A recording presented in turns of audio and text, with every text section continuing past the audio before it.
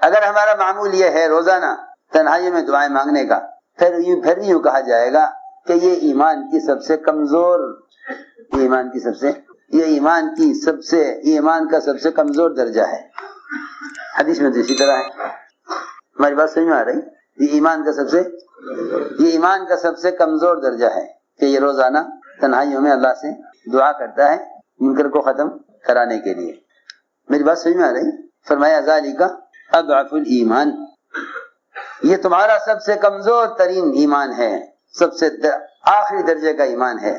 اگر تم تنہائیوں میں دعائیں مانگتے ہو اللہ سے اس منکر کو ختم کرنے کے لیے اور دل سے تم کڑھتے ہو اور غمگین ہوتے ہو تو ذالک اضعف الایمان، کہ یہ تمہارا سب سے کمزور ترین ایمان ہے۔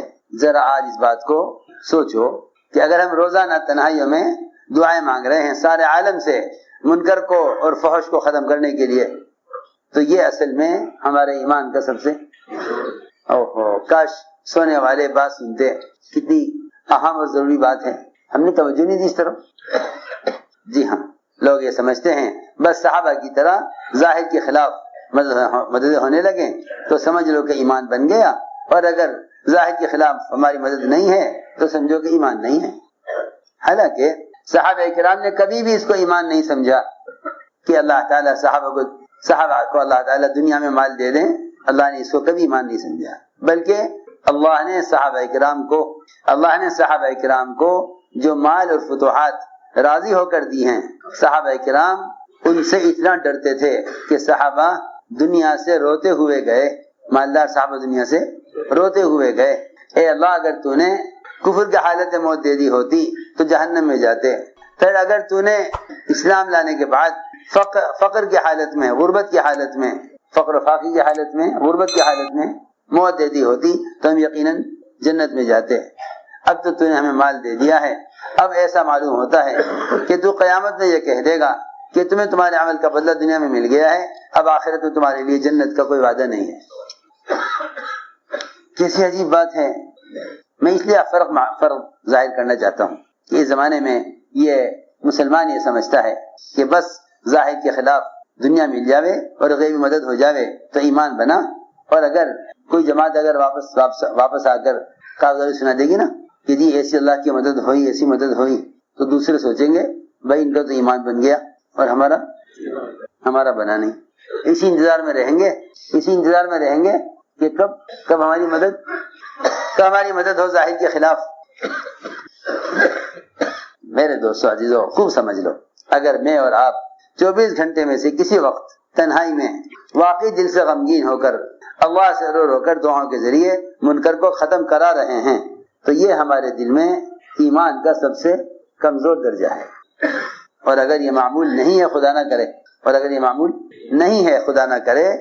اگر یہ ہمارا معمول نہیں ہے تو پھر دیکھنا پڑے گا کہ جس ایمان کی وجہ سے ہم غافل ہیں اور مطمئن ہیں وہ ایمان کی کہاں ہے۔ سیدھی بات ہے۔ یہاں تک روایتوں میں آتا ہے کہ اگر کسی گناہ کو دیکھ کر دل خوش ہوتا ہے تو نکس قلبہ، تو اس کا دل الٹ دیا گیا ہے تھیلے کی طرح۔ میرے دوستو عزیزو، میں نے ایک بات عرض کی ہے کہ ایمان کو صحابہ کرام کے سوالات میں اور محمد صلی اللہ علیہ وسلم کے جوابات میں غور کرو۔ ایمان کو صحابہ کے سوالات میں اور محمد صلی اللہ علیہ وسلم کے جوابات میں غور کرو، تب پتہ چلے گا ایمان کیا ہے۔ صحابی کا سوال ایمان کسے کہتے ہیں؟ فرمایا جب تو یہ نیکی خوش کرے اور گناہ غمگین کرے جان لے کہ تو مومن ہے۔ کتنے گناہ ایسے ہیں جنہیں ہم کر کے خوش ہوتے ہیں یا دیکھ کر خوش ہوتے ہیں۔ گناہ کو دیکھ کر خوش ہونا یہ دل کا ایمان سے خالی ہو جانا ہے۔ گناہ کو دیکھ کر خوش ہونا یہ دل کا ایمان سے خالی ہو جانا ہے، کیونکہ حدیث میں صاف فرما دیا کہ جب تیرا دل غمگین ہو گناہ کو دیکھ کر تو یہ تیرے مومن ہونے کی علامت ہے۔ جب تیرا دل غمگین ہو گناہ کو دیکھ کر، حال یہ ہے آج تہجد مل گئی تو کوئی خوشی نہیں، اور آج فجر کی نماز قضا ہو گئی تو کوئی غم نہیں۔ یہ تو عجیب بات ہے۔ لوگوں کو دین کے اعتبار سے کوئی خیر مل جائے تو انہیں کوئی خوشی نہیں ہوتی، اور اگر دین کا کوئی موقع، عبادت کا کوئی موقع ضائع ہو جائے تو کوئی غم نہیں ہوتا۔ اس کے مقابلے میں اگر دنیا مل جائے تو واقعی خوشی ہوتی ہے، اور اگر دنیا ہاتھ سے نکل جائے تو واقعی غم ہوتا ہے، واقعی غم ہوتا ہے کہ ہاں یہ چیز مل جاتی۔ آدمی ایمان کے کمال کو پہنچ نہیں سکتا جب تک یہ ایمان کو احادیث میں غور نہ کرے۔ حضور اکرم صلی اللہ علیہ وسلم نے اپنے صحابہ کو ایمان کی تعلیم دی اور پھر تعلیم دے کر ایمان کا امتحان بھی لیا۔ اس زمانے میں تو کالجوں میں، یونیورسٹیوں میں، اسکولوں میں، مدرسوں میں جو امتحانات ہوتے ہیں نا، اللہ مجھے معاف فرماوے، امتحان ہی سنت کے طریقے سے ہٹا ہوا ہے۔ جتنے مدرسے میں امتحان ہوتے ہیں نا، کتاب پڑھتے ہیں پھر کہتے ہیں اب کتاب بند کر کے سوالات کا جواب دو۔ کتاب بند کر کے سوال بیٹھے سارے مدرسے کے طلبا، ہاں، اور ایک جواب صحیح لکھ دے گا، او ہو بھئی یہ پاس ہو گئے۔ جی ہاں، دعوتیں ہو رہی ہیں، نمبر اول آ گئے ہیں۔ وہاں کالجوں میں جاؤ گے، وہاں دنیا کا جہل سکھلایا جائے گا، اور پھر کتاب بند کر کے یہ کہیں گے فلاں سوال کا جواب یہ جواب ہے۔ میں تو یہ کہوں کہ کتاب پڑھ لی، پھر کتاب بند کر کے اس کتاب کی عبارت کا جواب دے دیا، کیونکہ دونوں کتاب ہے، دماغ بھی کتاب ہے اور کتاب تو کتاب ہے ہی۔ یہ کوئی امتحان ہے؟ ہائے ہائے، یہ کوئی امتحان ہے کہ کتاب کے نقوش اور کتاب کی عبارت اور کتاب کے الفاظ دماغ میں بٹھا لیے، ذہین آدمی جواب دے دے گا۔ جو بیچارہ کمزور دماغ کا ہوگا کہے گا جی مجھے پتہ نہیں کیا ہے۔ جس کا دماغ تیز ہوگا وہ جواب دے دے گا۔ آپ کہیں گے بہت قابل آدمی ہے، حالانکہ حضور اکرم صلی اللہ علیہ وسلم کا یہ طریقہ آپ کے امتحان لینے کا نہیں تھا۔ آپ نے کہ ایمان کی تعلیم دینے کا طریقہ بھی الگ اور اس ایمان کا امتحان لینے کا طریقہ بھی الگ۔ نہ تو آپ نے کتاب سے ایمان پڑھایا اور نہ آپ نے کتاب سے امتحان لیا۔ حارث بن مالک رضی اللہ تعالیٰ عنہ سوئے ہوئے تھے مسجد میں، آپ نے نیند سے اٹھا کر پوچھا کیف اصبحت یا حارث، صبح کس حال میں کر رہے ہو؟ فوراً جواب دیا اصبحت مؤمنا حقا، کہ میں صبح کر رہا ہوں ایمان کی حقیقت کے ساتھ۔ فرمایا کہ تمہارے ایمان کی کیا علامت ہے؟ فوراً جواب دیا کہ میرے ایمان کی علامت یہ ہے کہ دنیا سے میں نے رخ پھیر لیا ہے، جنت دوزخ میرے سامنے ہے، عرش لایا جا رہا ہے، میدان حشر قائم ہے، لوگوں کے اعمال نامے ان کے دائیں بائیں ہاتھ میں دیے جا رہے ہیں، یہ سب کچھ میں اپنی آنکھوں سے اس وقت دیکھ رہا ہوں۔ تو آپ نے پاس کر دیا، آپ نے پاس کر دیا۔ فرمایا عرفت فالزم، یہاں بھائی تو معرفت حاصل ہو گئی۔ ادھر آپ نے گھوڑا خریدا، ایک دیہاتی سے گھوڑا خریدا، دیہاتی سے معاملہ طے ہو گیا، پیسے آپ دینے لگے، معاملہ طے ہو گیا۔ اتنے میں دوسرے لوگ آ گئے دیہاتی کے پاس، گھوڑا بیچو گے؟ کہ ہاں بیچیں گے۔ پیسے زیادہ ملنے لگے تو آواز دے کر کہا کہ اے محمد صلی اللہ علیہ وسلم، آپ گھوڑا خریدیں گے ان کو بیچ دوں؟ فرمایا میں تم سے لے چکا، میرا تمہارا معاملہ ہو چکا۔ اس نے کہا نہیں میں نے آپ کو نہیں بیچا۔ میں کہ نہیں، میرا آپ کا معاملہ ہو چکا ہے، میں تو پیسے دے رہا ہوں آپ کو۔ اس نے کہا نہیں، میرا آپ کا معاملہ نہیں ہوا، اور قسم کھا لی اس نے واللہ ما بعتکہ، میں نے آپ کو بیچا ہی نہیں ہے۔ جب بات بڑھی، دیہاتی نے کہا گواہ لاؤ۔ گواہ کوئی ہے نہیں، دو آدمیوں کے درمیان بات ہوئی، گواہ کوئی نہیں ہے، ایک دیہاتی ہے اور آپ ہیں، کوئی گواہ نہیں ہے۔ دیہاتی نے کہا گواہ لائیے، گواہ لائیے۔ وہاں سے گزر رہے تھے خزیمہ ابن ثابت، انہوں نے کہا دیکھا کہ یہ آپ سے گواہ مانگ رہا ہے، یہ آگے بڑھے اور آگے بڑھ کر میں گواہی دیتا ہوں کہ آپ نے گھوڑا اس سے خرید لیا تھا۔ آپ نے فرمایا خزیمہ تم نے گواہی کیسے دی؟ تم موقع پر موجود نہیں تھے، تم نے گواہی کیسے دی؟ یہ سوال جو ہے آپ کی طرف سے یہ بڑا سخت امتحان ہے۔ یہ ایسے ہوتے ہیں سوالات امتحان میں، یوں نہیں کہ ایک حدیث لکھ کے دے دی طلبا کو کہ جاؤ اس کا ترجمہ لکھ دو، اور اس میں کوئی اگر مسئلہ اس سے مستنبط ہے تو اس کے اختلافات لکھ دو، اور جس کا بھی جو مذہب ہے اس کے دلائل لکھ دو، جی ہاں وہ لکھ دے اور جاؤ تم اول نمبر۔ یہ طریقہ ہے امتحان کا۔ سنو میں کیا کہہ رہا۔ آپ نے فرمایا خزیمہ تم نے گواہی کیسے دی ہے؟ یہ ہے امتحان۔ اگر خدا نہ کرے، اللہ نہ کرے خزیمہ ایک دفعہ بھی یہ کہہ دیتے کہ جی مجھے معلوم نہیں ہے، مجھے معلوم، آپ نے لیا یا نہیں لیا مجھے معلوم، اگر ایک دفعہ بھی یہ کہہ دیتے تو کفر کے لیے کافی ہے۔ کیوں کہ آپ کو نبی کے کہنے پر یقین نہیں ہے، بہت اہم بات ہے یہ۔ اگر آج بھی کوئی یہ کہے کہ ہاں بھائی یہ وعدے تو ہیں حدیثوں میں لیکن پتہ نہیں ایسا ہوگا یا نہیں ہوگا، جس طرح خزیمہ کو آپ کی حیات میں آپ کی زبان سے بات سن کر اس کا یقین کرنا ان کے ذمہ فرض ہے، انکار کر دے تو کفر ہے۔ آج بھی اگر کوئی شخص کسی حدیث کے بارے میں یہ کہے کہ ہاں ٹھیک ہے لیکن ہوگا یا نہیں ہوگا، یہ ہمیں پتہ نہیں، آپ آج بھی ایک حدیث کا انکار نہیں کر سکتے۔ حضرت خزیمہ کا ایمان کا امتحان یہ تھا، ہم تنبیہ کر کے ڈانٹ کر پوچھیں کہ تم نے کیسے تم نے گواہی دی ہے، یہ تم موقع پر موجود نہیں تھے۔ آپ اس سوال سے میری بات توجہ چاہتی ہے، آپ نے اس سوال سے حضرت خزیمہ کی بات کا انکار کرانا مقصود نہیں تھا، کیونکہ نبی اپنی بات پر خود بھی یقین رکھتے ہیں۔ دیکھو کچھ کہہ رہا ہوں، اس سوال سے آپ کا مقصد خزیمہ کی بات کا انکار کرنا نہیں تھا، بلکہ اس سوال کا مقصد حضرت خزیمہ کے ایمان کا امتحان لینا تھا کہ اگر ہم ڈانٹ کر بھی پوچھیں تو خزیمہ انکار تو نہیں کرتے کہ بھئی دیکھیں کہ ہم پوچھ رہے ہیں اور گھبرا کر کہہ دیں کہ جی مجھے نہیں معلوم۔ جب حضور اکرم صلی اللہ علیہ وسلم کا سفر معراج ہوا کہ لوگ دوڑے ہوئے گئے ابوبکر صدیق کے پاس جا کر کہا کہ اے ابوبکر تمہیں خبر ہے تمہارا ساتھی کیا کہہ رہا؟ یہ کیا بات ہے کہ یوں کہتے ہیں کہ میں رات کے کسی ایک حصے میں مکہ مکرمہ سے بیت المقدس 1 مہینے کا سفر اور وہاں سے آسمانوں کا سفر، جنت دوزخ کی تفصیلی سیر، تمام اعمال پر اجر اور تمام گناہوں پر سزائیں، سب کچھ دیکھ کر آیا ہوں، اور رات سے پورا ہونے سے پہلے گھر واپسی ہو گئی۔ تو ابوبکر رضی اللہ عنہ نے سن کر کہا کہ وہ کہہ رہے ہیں کہ ہاں کہ سچ کہہ رہے ہیں، ہم یقین کرتے ہیں، ہم یقین کرتے ہیں۔ ادھر میرے دوستو عزیزو بات اصل یہ ہے، حضرت ابوبکر کے ایمان کے امتحان ہو رہا، ادھر حضرت خزیمہ کے ایمان کے امتحان ہو رہا، تعلیم دی جاتی تھی ایمان کی، اور اس ایمان کے امتحان بھی ہوتا تھا۔ تو میں نے کہا کہ حضرت خزیمہ سے آپ نے پوچھا کہ خزیمہ تم نے کیسے گواہی دی؟ فوراً جواب دیا میں گواہی کیوں نہ دوں، فرمایا تم موقع پر موجود نہیں تھے۔ عرض کیا کہ آپ نے ہمیں جنت کی خبر دی، ہم نے جنت دیکھی نہیں ہے، آپ نے دوزخ کی خبر دی، دوزخ دیکھی نہیں ہے، آپ نے عرش الکرسی کی خبر دی، ہم نے وہ دیکھا نہیں ہے، عذاب قبر کی خبر آپ نے دی، ہم نے دیکھا نہیں ہے، آپ نے تو اللہ تعالیٰ کے وجود کی ہمیں خبر دی، ہم نے اللہ کو دیکھا نہیں ہے۔ سارے غیب کی چیزیں بڑی بڑی آپ کی کہنے کی وجہ سے ہم مانتے ہیں، آپ کے کہنے کی وجہ سے مانتے ہیں، تو پھر یہ کیسے ممکن ہے کہ ایک گھوڑے کے بارے میں آپ غلط کہیں؟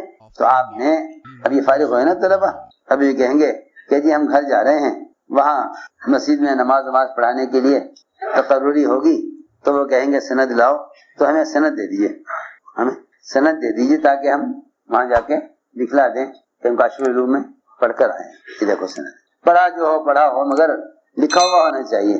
اللہ ایسا نہیں ہے۔ میں عرض کرتا ہوں مومن کے اندر ایمان کی علامتیں ایسی ہوتی تھی کہ مومن بذات خود ایمان کی سند ہوتا تھا۔ عالم خود علم کی سند ہے، اگر وہ حرکت جہالت کی کرے تو وہ جاہل ہے، چاہے اس کے پاس کاغذ لکھا ہوا رکھا ہو سند کا، اگر اس کا عمل سنت کے مطابق ہے، اگر وہ اللہ کی رسول کی اطاعت پر ہے تو وہ بذات خود سند ہے،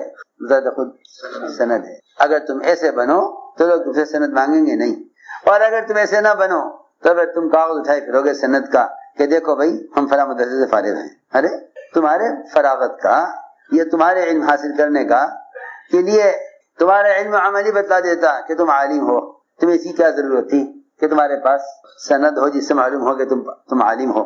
آپ نے سند دی کس کو؟ آپ نے سند دی حضرت خزیمہ بن ثابت کو۔ آپ نے سند کس کو دی؟ حضرت خزیمہ کو، لکھ کر نہیں، اعلان کر دیا صحابہ میں کہ آج کے بعد خزیمہ جس بات کے بارے میں گواہی دیں ان کی گواہی 2 کے برابر مانی جائے۔ یہ ہے سند، یہ ہے سند کہ آج کے بعد خزیمہ جس بات کے بارے میں گواہی دیں ان کی گواہی 2 کے برابر مانی جائے۔ یہ ایسے سچے نکلے کہ ہم نے ان کو تنبیہ کر کے پوچھا کہ تم کیسے گواہی دے رہے ہو؟ یہ گھوڑا ہم نے خرید لیا تھا، انہوں نے کہا کہ ہم کیوں نہ گواہی دیں جب ہم آپ کی اس سے بڑی بڑی چیزوں کو بغیر دیکھے ایمان لا چکے ہیں، تو پھر ہم گھوڑے کا انکار کیسے کر دیں؟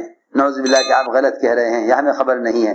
تو میں نے ساری بات یہ سمجھانے کے لیے عرض کی ہے کہ ایمان کی علامتوں میں غور کرو، ایمان کی علامتوں میں غور کرو۔ ادھر صحابہ کے سوالات، ادھر آپ کے جوابات۔ اسی لیے ہم نے عرض کیا تھا کہ 2 چیزیں بنیادی ہیں سیکھنے کی، ایک ایمان دوسرے علم، ایک ایمان دوسرے علم۔ نقل و حرکت انہی دونوں کو حاصل کرنے کے لیے ہے، ایک ایمان دوسرے علم۔ ہر عمل ایمان اور علم کے مطابق ہو۔ ایمان کا تعلق تو نیت اور اخلاص سے ہے، اور علم کا تعلق وہ عمل کے طریقے سے ہے. اگر علم کے مطابق عمل نہیں تو اخلاص کے باوجود مردود ہو جائے گا، قبول نہیں ہوگا. اور اگر عین علم کے مطابق ہے لیکن اخلاص نہیں تب بھی عمل مردود ہو جائے گا. دو چیزیں عمل کے لیے لازم ہیں، علم اور ایمان. علم اور ایمان دو چیزیں ہر عمل کے لیے لازم ہیں. علم اور ایمان ہر عمل کے لیے دو چیزیں لازم ہیں، علم اور ایمان. اللہ کی شان، قرآن میں اللہ تعالی نے نماز کو ایمان کہا ہے. سب سے پہلا فریضہ اسلام کا، سب سے پہلا فریضہ اسلام کا، بنیادی فریضہ اسلام کا نماز. اللہ نے اس کو قرآن میں ایمان کہا. نماز کا نام ایمان. نماز کا نام ایمان کیوں؟ ایک تو اس لیے کہ نماز سے زیادہ یقینی کوئی چیز نہیں، یا ایک اس لیے کہ نماز سے زیادہ عبدیت اور نماز سے زیادہ اطاعت ظاہر کرنے والا اور کوئی عمل نہیں. آپ روزہ رکھ کر چل پھر سکتے ہیں، بول سکتے ہیں. آپ حج کے فریضہ ادا کرتے ہوئے کھا پی سکتے ہیں، بات چیت کر سکتے ہیں. آپ روزہ رکھ کر چل پھر سکتے ہیں، بات چیت کر سکتے ہیں، سو سکتے ہیں. لیکن سب سے زیادہ پابندیوں کا عمل نماز ہے. نہ چل پھر سکتے ہیں، نہ کھا پی سکتے ہیں، نہ بول سکتے ہیں. سر کی آنکھوں سے لے کر پیر کی انگلیوں تک سب کی سب نماز میں پابند ہیں. اس سے زیادہ پابندی کا کوئی عمل نہیں ہے. پورے بدن کا ایک ایک عضو وہ قبلے کی طرف اور ہر عضو اپنی جگہ رہے نماز میں. نماز سے بڑھ کر پابندی ہوگا اور کوئی عمل نہیں ہے. قرآن میں نماز کو ایمان کہا. قرآن میں نماز کو ایمان کہا. ما کان اللہ لیضیع ایمانکم، کہ اللہ تمہاری نمازوں کو ضائع نہیں کریں گے. اللہ تمہاری نمازوں کو ضائع نہیں کریں گے. معلوم ہوتا ہے کہ سب سے بڑا اللہ کی اطاعت کا مظہر نماز ہے. اطاعت کا مظہر نماز ہے. نماز اللہ کی اطاعت کا سب سے بڑا مظہر ہے.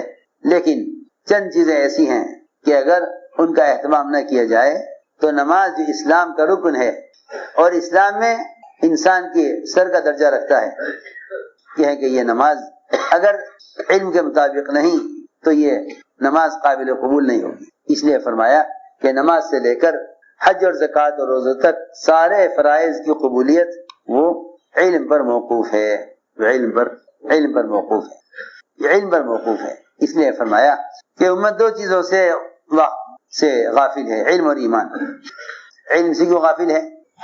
علم سے غافل اس طرح ہے کہ اس زمانے میں مسلمان اس حالت میں پڑا کہ مسلمان نے ہر چیز کو علم سمجھ لیا. ہر چیز کو جو کچھ سیکھو اسے علم سمجھو. حالانکہ ایسا نہیں ہے. جتنا مسلمان پوری دنیا میں جو کچھ بھی سیکھ رہا ہے ہر سیکھنے والی چیز کو علم کہہ رہا ہے. حالانکہ علم صرف وہ ہے جو ہم سے ہمارا رب چاہتا ہے. علم صرف وہ ہے جو ہم سے ہمارا رب چاہتا ہے. دیکھو بات دھیان سے سننا، ہر سیکھنے والی چیز کا نام علم نہیں، بلکہ علم صرف وہ ہے جو ہم سے ہمارا رب چاہتا ہے اور محمد صلی اللہ علیہ وسلم کے طریقے پر چاہتا ہے. اس لیے ہر چیز کا سیکھنا علم نہیں. ہمیں علم اور جہل کے درمیان فرق معلوم ہونا چاہیے. علم اور جہل کے درمیان فرق معلوم ہونا چاہیے. علم کسے کہتے ہیں، جہل کسے کہتے ہیں. ہمیں علم اور جہل کے درمیان فرق معلوم ہونا چاہیے. ہم اس آدمی کو جاہل کہتے ہیں جس کو 5 تک کی گنتی نہ آتی ہو. 5 تک کی گنتی نہ آتی، ہم اس کو جاہل کہتے ہیں. 5 تک کی گنتی نہ آتی ہو، ہم اس کو جاہل کہتے ہیں. حالانکہ سب سے بڑے عالم امام المحدثین اور سب سے بڑا علم کا حدیث کے علم کا ذخیرہ رکھنے والے ابو ہریرہ، سب سے بڑا علم کا ذخیرہ رکھنے والے ابو ہریرہ، سب سے زیادہ احادیث یاد رکھنے والے، سب سے بڑا خزانہ علم کا ابو ہریرہ کے پاس. حضرت عمر سے کہنے لگے 2 اور 3. حضرت فرمایا یہ 2 3 کیا کرتے ہو، 5 کیوں نہیں کہتے؟ کہنے لگے جی ہمیں تو حساب آتا نہیں. حساب نہیں آتا. اس زمانے میں پڑھا لکھا انہیں کہا جاتا ہے جو دنیا کے فنون سے واقف ہیں، ان کو پڑھا لکھا کہا جاتا ہے. حالانکہ میرے دوستوں عزیزوں، علم اور جہل کا فرق یہ ہے، اس بات کی تحقیق کرنا کہ اللہ کیا چاہتے ہیں علم ہے. اس بات کی تحقیق میں لگنا کہ دنیا کیا چاہتی ہے یہ فن ہے. یہ فن ہے. قبر کے 3 سوالات میں سارا علم ہے. قبر کے 3 سوالات میں سارا علم ہے. قبر کے 3 سوالات میں سارا علم ہے. قبر میں 3 سوالات ہوں گے. من ربک وما دینک وما کنت تقول فی ھذا الرجل. تمہارا دین کیا ہے، تمہارا رب کون ہے، اور تم محمد صلی اللہ علیہ وسلم کو پہچانتے ہو یا نہیں. ہم سمجھتے تھے کہ قبر میں زبان یقین پر چلے گی، معلومات پر نہیں چلے گی. پی ایچ ڈی کرنے والے ہیں نا اسلام پر، پی ایچ ڈی والے بھی کہیں گے ہاں لا ادری، ہم نہیں جانتے. کیونکہ جو آدمی دنیا میں اخلاص کے ساتھ عمل کرے گا جو آدمی دنیا میں اخلاص کے ساتھ عمل کرے گا وہ قبر میں صحیح جواب دے سکے گا. قبر میں زبان علم پر نہیں چلے گی. قبر میں زبان علم پر نہیں چلے گی. قبر میں زبان علم پر نہیں چلے گی. قبر میں زبان علم پر نہیں چلے گی. جو آدمی اخلاص کے ساتھ عمل میں لگا ہوا ہے دنیا میں وہ قبر میں جواب صحیح دے سکے گا. تو قبر میں جواب صحیح. کما تحین و تموتون کہ تمہاری زندگی جیسی گزری ہوگی تمہاری قبر کا کے سوال جواب ایسے ہی ہوں گے. اس لیے قبر کے جوابات کا تعلق وہ معلومات سے نہیں ہے. آپ کے پاس دین کی جتنی چاہے معلومات ہو, آپ کے پاس دین کی جتنی چاہے, آپ کے پاس دین کی کتنی معلومات ہو, لیکن قبر میں جو جواب زبان چلے گی معلومات پر نہیں چلے گی. قبر میں جو زبان چلے گی وہ عمل اور یقین پر چلے گی. اس لیے میں نے شروع سے عرض کر رہا ہوں کہ ہر چیز کا اخلاص ہے. ایمان کے اخلاص یہ ہے کہ منکر سے روک دے. نماز کے اخلاص یہ ہے کہ فحش اور برے کاموں سے روک دے. ایسے ہی علم کا بھی اخلاص ہے. علم کا بھی صحیح حدیث ہے, فرمایا علم دو قسم کا ہے, زبان کا اور دل کا. علم دو قسم کا ہے, زبان کا اور دل کا. دل کے علم پر تو سارے اعضاء چلیں گے, اور دل کا علم یہ ہے کہ یہ علم دل میں اللہ کا خوف پیدا کرے. دل میں اللہ کا علم اللہ کا خوف پیدا کرے. فرمایا انما یخشی اللہ من عباده العلماء, کہ اس کے سوا کوئی بات نہیں کہ اللہ سے ڈرنے والے صرف علماء ہیں. اگر دل میں علم کے بقدر خشیہ ہے پھر تو یہ عالم ہے, اور اگر دل میں خشیہ نہیں ہے تو پھر اس کے پاس علم نہیں معلومات ہے. علم نہیں ہے معلومات ہے. کیا فرق ہے بھائی علم اور معلومات میں؟ ارے سنو تو صحیح, آپ تو یوں کہیں گے بھائی جو علم ہے وہی معلوم ہے, جو معلوم وہی علم ہے. ایسا نہیں ہے. حدیث میں علم اور معلومات نے فرق بتایا ہے. حدیث میں علم اور معلومات نے فرق بتایا ہے. علم تو دل کا ہوتا ہے, معلومات دماغ کی ہوتی ہیں, کیونکہ دماغ نقوش کو محفوظ کرتا ہے. عبارتیں یاد ہو جائیں گی, عبارتیں یاد ہو جائیں گی, مفہوم ذہن میں بیٹھ جائے گا. یہ علم کا نقشہ ہے, یہ علم کا نقشہ ہے جس کو تیز دماغ نے محفوظ کر لیا. موسیٰ فرماتے تھے کافر بھی علم حاصل معلومات حاصل کر سکتا ہے لیکن دل سے اندھا ہے. دل سے اندھا ہے. کیا آپ اگر کوئی کافر کوئی کتاب یاد کر لے تو آپ اس کو عالم کہیں گے؟ بولو تو صحیح. اگر کوئی مشرک کوئی کتاب یاد کر لے تفسیر کی, فقہ کی, ہاں, تو کیا آپ اس کو عالم کہیں گے کہ نہیں؟ علم کا اطلاق جو ہوگا وہ تو دل کے ایمان پر ہوگا, معلومات پر نہیں ہوگا. میری بات توجہ چاہتی ہے. ہم سمجھتے ہیں زیادہ معلومات ہوگی زیادہ بڑے عالم ہوں گے, حالانکہ جتنے علم پر عمل کرو گے اتنے علم کا اجر ملے گا. یہ نہیں کہ زیادہ علم حاصل کر لیا زیادہ اجر مل جائے گا, ایسا نہیں ہے. بلکہ جنت میں بھی جو درجہ ملے گا وہ علم کی بنیاد پر نہیں ملے گا کہ بھائی بڑے عالم ہیں ان کا درجہ جنت میں اونچا ہو. اگر علم ہوتا برائے علم پھر تو جنت میں درجہ علم کے بقدر ہوتا. اگر علم ہوتا برائے علم تو جنت میں درجہ علم کے اعتبار سے ہوتا. جس کو زیادہ علم ہے اس کا درجہ زیادہ اونچا ہو جنت میں. حالانکہ ایسا نہیں ہے. جنت میں جو درجہ ملے گا وہ تو عمل کے بقدر ملے گا. جنت کا درجہ صحیح روایت ہے بخاری شریف کی کہ جنت میں درجہ عمل کے بقدر ہوگا, اور داخلہ اللہ کے فضل سے ہوگا. عمل سے تو داخلہ نبی کا بھی نہیں ہے جنت میں. ارے سنو تو صحیح, عمل پر تو داخلہ جنت میں نبی کا بھی نہیں ہے. ہم تو سارے یہ مطمئن کہ میں اپنے عمل سے جنت میں داخل ہو جاؤں گا, حالانکہ نبی کا بھی داخلہ جنت میں عمل سے نہیں. آپ نے فرمایا کہ کوئی جنت میں اپنے عمل سے نہیں جائے گا. صحیح حدیث ہے, فرمایا جنت میں کوئی اپنے عمل سے نہیں جائے گا. حضرت عائشہ یہ سمجھی کہ یہ آپ امت کے بارے میں کہہ رہے ہوں گے کیونکہ امت کے اعمال اس قابل نہیں کہ وہ جنت میں لے جائیں, جنت میں داخل کر دیں. حضرت عائشہ نے عرض کیا اور آپ اے عائشہ میں بھی جنت میں اپنے عمل سے داخل نہیں ہوں گا. اللہ تعالیٰ اپنے فضل سے داخل کر لیں اللہ اپنے فضل سے داخل کر لیں تو کر لیں, مگر میں بھی جنت میں اپنے عمل سے نہیں جاؤں. میں بھی جنت میں اپنے عمل سے نہیں جاؤں. اللہ اپنے فضل سے داخل کر لیں تو کر لیں. میں نے عرض کیا جنت کا داخلہ تو اللہ کے فضل سے ہے لیکن درجہ عمل سے ہے, علم سے نہیں. جنت کا درجہ علم سے نہیں عمل سے ہے. اس لیے میں نے عرض کیا کہ علم دو قسم کا ہے, زبان کا اور دل کا. حدیث میں دونوں کا الگ الگ بیان کیا گیا ہے. صحیح روایت ہے العلم علمان, علم دو قسم کا, زبان کا اور دل کا. زبان کا علم یہ تو مصیبت بنا گیا ابن آدم کے لیے کہ سیکھا تھا اس پر کیا عمل کیا, اور دل کا علم نفع دے گا. دل کا علم نفع دے گا. تو میں نے عرض کیا کہ اس زمانے میں مسلمان اس جہالت کا شکار ہے کہ وہ دنیا کے فنون کو علم سمجھتے ہیں. ڈاکٹری پڑھ رہے ہیں سمجھتے ہیں علم حاصل کر رہے ہیں. انجینئرنگ کر رہا ہے کالج میں سمجھتا ہے کہ علم حاصل کر رہا ہے. ہم صاحب فرماتے تھے وزارت کا، تجارت کا، سائنس کا، دنیا کی مختلف چیزوں میں ریسرچ کرنے کا، یہ جتنا بھی پڑھنا ہے فرماتے تھے کہ سب کا سب جہل ہے، سب کا سب جہل ہے، سب کا سب جہل ہے. اس بات کی تحقیق کرنا اللہ مجھ سے کیا چاہتے ہیں بس یہ علم ہے. دیکھو میری بات توجہ سے سنو. اس بات کی تحقیق کرنا اللہ مجھ سے کیا چاہتے ہیں بس یہ علم ہے. اس بات کی تحقیق کرنا اللہ مجھ سے کیا چاہتے ہیں بس یہ علم ہے. باقی دنیا کے فنون میں لگنا اس کا تعلق ایک وقتی ضرورت سے ہے، آخرت سے اس کا کوئی تعلق نہیں. آخرت سے اس کا کوئی تعلق ہم نہیں کہتے نہ سیکھو. اس کا تعلق ایک آدمی بڑھائی ہے، کارپینٹر ہے، وقتی طور پر دنیا میں انسانوں کی ضرورت پوری ہو جاتی ہے اس سے. اگر وہ یہ فن سیکھ رہا ہے تو اس کا تعلق محض بشری حاجت سے ہے. محض بشری حاجت سے تعلق ہے، آخرت سے کوئی تعلق اس کا نہیں ہے. جتنے بھی دنیا کے اہل فنون ہیں انہیں آخرت میں ان فنون پر کچھ نہ ملے گا. کیوں؟ اس لیے کہ نہ آخرت میں اعمال کے بارے میں سوال ہوگا. اس کا سوال نہیں ہوگا کہ آپ نے دنیا میں کیا بنایا. میں نے عرض کیا کہ پہلے اس جہالت سے نکلو، پہلے اس جہالت سے نکلو کہ ہر چیز کو علم کہنے لگو. علم صرف اسے کہتے ہیں، علم میں لگنا اس بات کی تحقیق میں لگنے کو کہتے ہیں کہ میرا رب مجھ سے کیا چاہتا ہے، میرا رب مجھ سے. بس کتنا آسان ہو گیا. علم میں لگنا اس بات کی تحقیق میں لگنا کہ میرا رب مجھ سے کیا چاہتا ہے.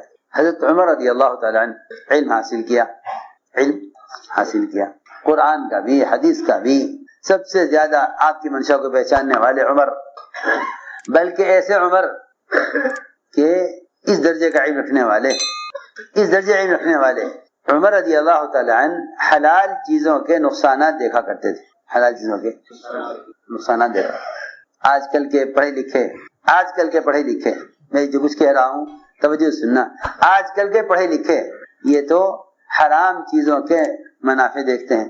آج کل کے پڑھے لکھے حرام چیزوں کے فائدے دیکھتے ہیں کیا ہے، پھر تعویلیں کرتے ہیں. بھائی نہیں یہ تو یوں ہے، یہ تو وہ حرام تھا یہ حرام نہیں ہے، وہ حرام تھا یہ حرام نہیں ہے. جی ہاں، آج کل کی چیزیں لوگ انہیں کوشش میں ہیں کسی طرح حلال ہو جائیں کیونکہ اس میں ان کو فائدے اور منافع نظر آ رہے ہیں. جی ہاں، حدیث میں آتا ہے ایسا زمانہ آئے گا کہ لوگ کہیں گے کہ نہیں بھائی وہ حرام تھا یہ حلال ہے. حالانکہ کسی کا حرام حلال ہونے کا تعلق ٹیکنالوجی سے نہیں ہے، کسی کا حرام حلال ہونے کا تعلق ٹیکنالوجی سے نہیں ہے. ٹیکنالوجی وہ تو حرام کی شکلیں بدل دیں گی، وہ حرام کی شکلیں بدل دیں گی. مقاصد وہی ہوں گے، شکل وہ حرام کی شکل کو بدل دیں گے. مسلمانوں میں پڑھے لکھے یوں کہیں گے کہ بھائی وہ حرام تھا یہ حلال ہے. حدیث میں ہے، جو حدیث کی بات عرض کر رہا، حدیث میں ہے کہ ایک زمانہ آئے گا کہ لوگ حرام کو حلال کریں گے اور یہ کہیں گے کہ وہ حرام تھا یہ حلال ہے. حالانکہ دونوں کے مقاصد ایک ہی ہوں گے، مقاصد دونوں کے. میں تو کہہ رہا تھا کہ اس زمانے کے پڑھے لکھوں کا مزاج یہ ہے کہ حرام کو کسی طرح حلال کر لو تاکہ اس کے فائدے حاصل ہو جائیں. اور عمر رضی اللہ اس کوشش میں تھے کہ جو چیز حلال ہے اسے حرام کراؤ، جو چیز حلال ہے اس کو حرام کراؤ. پردہ نہیں تھا. حضرت عمر نے عرض کیا کہ یا رسول اللہ سے کہہ کر پردے کا حکم نازل کرائیے. ہم اے عمر، جب اللہ زیادہ جاننے والے ہیں، اللہ تعالیٰ مسالے سے واقف ہیں، کہ نہیں جی نہیں آپ اللہ سے کہیے پردے کا حکم نازل ہو جائے. اس لیے کہ لوگوں کی نیتیں خراب، نظریں خراب، منافقین آپ کے پاس آتے ہیں، آپ کے ازواج مطہرات سامنے ہوتی ہیں، یہ بری نظر کے لوگ یہ دیکھتے ہیں حکم پردے کا حکم آنا چاہیے. یعنی جس چیز سے گناہ کے بڑھنے کا خطرہ ہو اور جس چیز سے معاشرے کے بگڑنے کا خطرہ ہو اس کو حلال ہوتے ہوئے حرام کرانا. میں کچھ کہنا چاہتا ہوں، میری بات توجہ چاہتی ہے. آج کل بعض لوگ ایسے ہیں جو بہت پڑھے لکھے علم رکھتے ہیں مگر وہ اس کوشش میں ہیں کہ کسی طرح وہ چیزیں ان چیزوں کا حرام نہ کہا جائے جن چیزوں سے کچھ وقتی فائدے حاصل ہو رہے ہیں. میں کچھ کہنا چاہتا ہوں. عمر رضی اللہ تعالی عنہ وہ یہ دیکھ رہے کہ معاشرہ کس چیز سے معاشرہ بگڑ رہا ہے اس کو کسی طرح حرام کرائیں. وہ یہ نہیں دیکھ رہے بھئی اللہ نے حلال کیا تو اللہ تم سے زیادہ اللہ جاننے والے ہیں، تمہیں کیا ضرورت پیش آ رہی ہے کہ تم زبردستی کسی چیز کو حرام کرو، تمہیں کیا ضرورت پیش آ رہی ہے کہ نہیں جی ہم تو نقصان دیکھ رہے ہیں، ہم یہ نہیں دیکھ رہے کہ حلال ہے یا جائز ہے، ہم تو اس کا نقصان دیکھ رہے ہیں۔ عمر رضی اللہ تعالی عنہ ابھی یہ بات کہہ کے وہاں سے ہٹے نہیں تھے کہ آسمان سے وحی آ گئی، آسمان سے وحی آ گئی۔ میں عمر آ جاؤ، اللہ نے تمہاری بات سن لی، لو جی پردے کا حکم آ گیا، پردے کا۔ شراب اللہ تعالیٰ قرآن میں فرما رہے ہیں کہ اس میں بھی نفع ہے، اس میں نفع ہے شراب میں۔ اللہ کہہ رہے قرآن میں ساری صحابہ کی تجارت شراب پر، سارے شادیاں شراب پر، بچے کی گھٹی سے لے کر سکرات تک شراب، سوائے چند صحابہ کے جو اپنی عادت کی وجہ سے شراب نہیں پیتے تھے۔ بہت سے لوگ ہیں پانی نہیں کھاتے، بہت سے لوگ ہیں جو مختلف چیز استعمال نہیں کرتے، اس لیے نہیں کہ حرام ہے، ہمیں عادت نہیں ہے۔ ایسے ہی بعض صحابہ تھے جو شراب نہیں پیتے تھے، اکثر صحابہ شراب پیتے تھے۔ عمر رضی اللہ یہ نہیں دیکھا کہ اس کے منافع کیا ہیں اور یہ حلال ہے، بلکہ یہ غور کیا کہ شراب سے نقصان کیا ہے، شراب سے نقصان کیا ہے، نقصان کو غور کیا۔ حلال ہے ٹھیک ہے لیکن نقصان کیا ہے، جا کے دیکھا کہ ایک صاحب نماز پڑھا رہے اور وہ سورہ کافرون میں گھوم رہے، ختم ہی نہ ہو، سورہ کافرون ختم ہی نہ ہو۔ روایت میں ہے لا اعبد ما تعبدون لا اعبد ما تعبدون، اس میں گھومتے رہے وہ، ہاں کیونکہ شراب پی نہیں تھی، اس کا تھوڑا سا اس کا نشہ باقی تھا، اسی میں نماز کا وقت ہو گیا، نماز پڑھائی تو اس میں شراب کے نشے میں قرات صحیح نہیں ہوئی۔ حضرت نے عرض کیا گیا رسول اللہ نمازیں خراب ہو رہی ہیں، جی ہاں نمازیں خراب ہو رہی ہیں، نمازیں خراب ہو رہی ہیں، اسے شراب کو حرام کرائیے اللہ سے کہہ کر۔ عمر میں کیسے حرام کروں اس چیز کو، اس کو اللہ نے حلال کیا ہے، اللہ زیادہ جانتے ہیں اس کی مصلحت۔ اللہ نے شراب کو حلال کیا ہے، میں کیسے حرام کراؤں کہ نہیں جی بڑا نقصان ہو رہا ہے، نمازیں خراب ہو رہی ہیں۔ اللہ کی شان، حضرت عمر کے چاہنے پر اللہ نے شراب کو حرام کر دیا۔